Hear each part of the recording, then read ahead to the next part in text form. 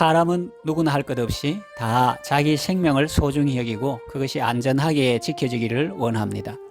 특히 그 사람이 사회적으로 중요한 인물이라면 더욱 그러합니다. 남한에 대통령 경호실이 있고 북한에도 허위 총국이 있습니다. 재벌 총수나 유력 인사들도 나름대로 경호원이나 허위 무사를 두고 있는 것 같습니다. 최근에 박근혜 전 대통령이 달성 사저에서 주민들에게 연설할 때 한 여성 경호원이 돌발 상황에 민첩하게 행동해서 사람들의 관심과 주목을 받은 적이 있습니다.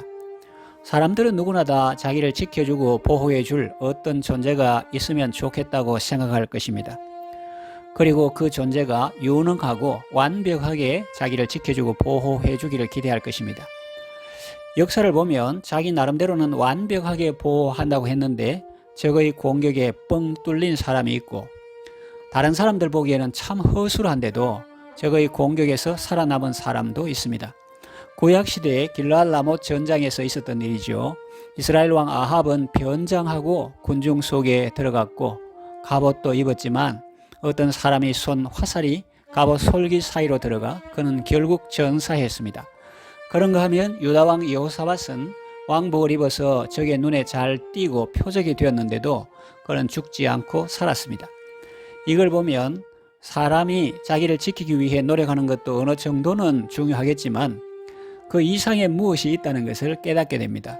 한마디로 말하면 위에서 지켜주시는 분이 지켜주시면 살고 사람이 제 아무리 방비를 튼튼히 한다 해도 위에서 지켜주시지 않으면 죽는다는 것입니다. 그렇다면 그 위는 누구를 말하느냐? 두말할 것도 없이 바로 여호와 하나님이십니다. 하나님은 의인에게 복을 주십니다. 의인은 죄를 한 번도 안 짓는 완벽한 인간을 의미하는 것이 아니라 자신의 연약함과 부족함을 알고 겸손히 주를 의지하는 사람을 의미하죠. 신약 표현으로 하면 예수님을 믿고 예수님을 의지하는 사람이죠. 하나님은 의인에게 복을 주시고 방패로 함같이 은혜로 그를 호위하십니다. 보호하고 지켜주시는 방법도 특이하고 놀랍죠. 방패로 함같이 은혜로 그를 호위하십니다. 하나님의 은혜가 그를 온갖 위해에서 건져주시고 지켜주시고 보호해 주십니다.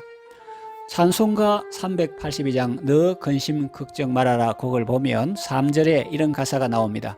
너 설 것 미리 아시고 주 너를 지키리 구하는 것을 주시며 주 너를 지키리 그랬습니다. 지켜주시는 방법도 참 다양하고 놀랍죠. 구하는 것을 주시며 지켜주십니다. 돈이 필요할 때는 돈을 주셔서 그가 낙심하거나 좌절하지 않게 하십니다. 또 위로가 필요할 때는 좋은 사람을 붙여주십니다. 목회자의 자녀들이 교회 사람들의 부정적인 모습을 보고 실망하고 곁길로 빠질 위험에 처할 때 하나님은 그 부모의 눈물의 기도를 들으시고 그들이 구하는 것을 주셔서 그 자녀들의 영혼을 지켜주십니다. 은혜와 사랑을 듬뿍 주셔서 하나님의 사랑받는 자녀의 자리에 계속 머무르게 하시고 하나님의 자녀답게 살게 하십니다.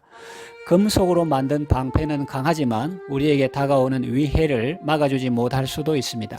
하나님의 은혜라는 방패는 금속 방패처럼 위압적으로 보이지는 않지만 부드러우면서 매우 실효적인 방패입니다.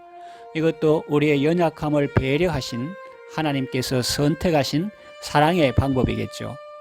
악을 행하면서 튼튼한 방패를 찾는 것보다는 죄를 회개하고 주님의 날개 아래로 피신하는 것이 훨씬 더 안전합니다. 참으로 안전하고 복된 삶은 하나님 안에 있습니다.